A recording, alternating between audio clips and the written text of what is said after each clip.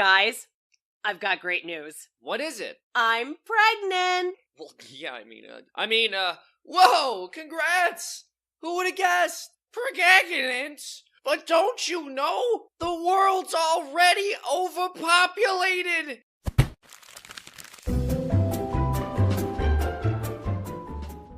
Actually, Bob, the narrative of impending human overpopulation is mostly mythical. Yeah, I heard about that. Isn't most of that just sensationalism and junk science? What? How could the possibility of too many people be a myth? There are only so many natural resources. Yes and no.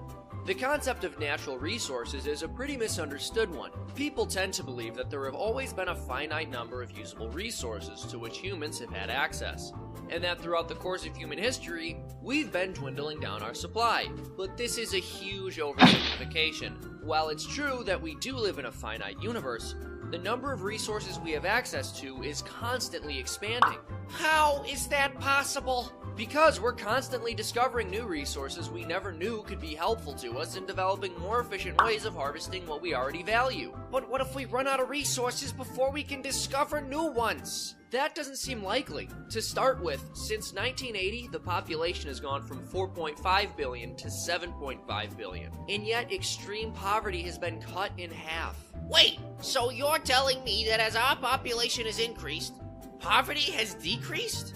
But that's the exact opposite of what we would see if more people meant fewer resources for everyone else. Yep, that's insane! Well, it might seem insane if you view humans as liabilities, but the truth is, every person is an asset. Beyond being valuable on a metaphysical level, we all have an incredible potential to produce wealth for ourselves and others.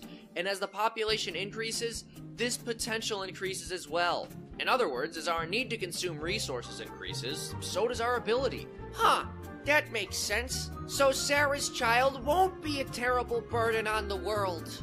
Thanks. Nope. In fact, that child has a bright future ahead. What?